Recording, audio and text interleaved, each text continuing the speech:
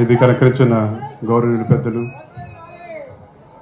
ఆంధ్ర రాష్ట్ర ముఖ్యమంత్రి నారా చంద్రబాబు నాయుడు గారికి,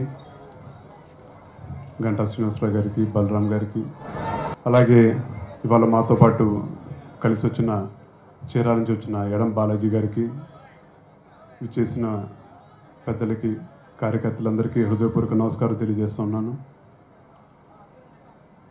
మొట్టమొదటిగా నాకు ఇవాళ మీ అందరి ముందు ఒక అర్హత, ఒక స్థానం కల్పించిన పైన ఉన్న తండ్రి రంగా గారికి జోహార్ తెలియజేస్తూ,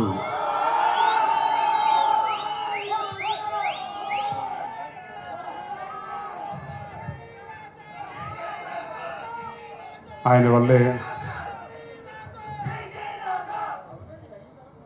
ఆయన ఎంతోమందికి స్ఫూర్తి ప్రదాత, పేద ప్రజల కోసం పోరాడుతూ ప్రాణం అర్పించారు. కేవలం ఒక రంగా గారి ఆశయ సాధన కోసం అని చెప్పని అందరం కలిసికట్టుగా ముందుకెళ్ళాలని చెప్పని ముఖ్యమంత్రి గారిని ఇంతకుముందు కోరటం జరిగింది. పేదవాడికి ఇళ్ళ పట్టాలని చెప్పని కోరాం. ముఖ్యమంత్రి గారు ఎంతో పెద్ద మనసుతోటి ఒక దీర్ఘకాలిక సమస్య, ఒక పరిష్కారానికి ముందడుగులేశారు. కొన్ని వేల కుటుంబాలు ఇవాళ విజయవాడ నగరంలో బాగుపడ్డాయి అని చెప్పంటే అది ఒక చంద్రబాబు గారి వల్ల అని చెప్పని మీ అందరి సభాముఖం కూడా చెప్తా ఉన్నాను.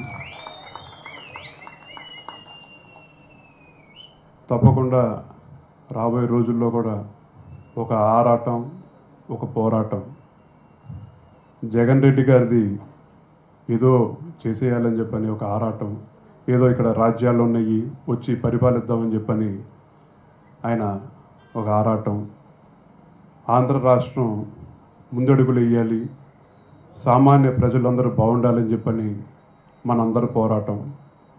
మనం ఈ పోరాటంలో ఎవరికి గిఫ్ట్లు కాదు, మనం ప్రజలు మనకే మన గిఫ్ట్లు ఇచ్చుకుంటూ ఇవ్వబోతున్నాం. ఒకటే వినాదంతో మనందరం ముందుకు వెళ్ళబోతూ ఉన్నాం. ఎక్కడైనా సరే ఆ ఫ్యాన్ స్విచ్ ఆఫ్ చేసి పారేసేయండి అని చెప్పని ఆ వినాదంతో ముందుకెళ్ళాలి మనం అందరం. జగన్ రెడ్డి గారు వెన్నుపోటు వీటి గురించి మాట్లాడుతూ ఉంటారు. మీ అందరి ముందు నేను అడుగుతూ ఉన్నాను ఇవాళ, జగన్ రెడ్డి గారు తమ్ముడని చెప్పని నాకు వెన్నుపోటు పడవలేదా? అంటే నీకు కనీసం ఏమాత్రం నువ్వు విలువలు, విశ్వసనీయత గురించి మాట్లాడే వ్యక్తివా అని చెప్పని మీ అందరి సభాముఖంగా అడుగుతూ ఉన్నాను.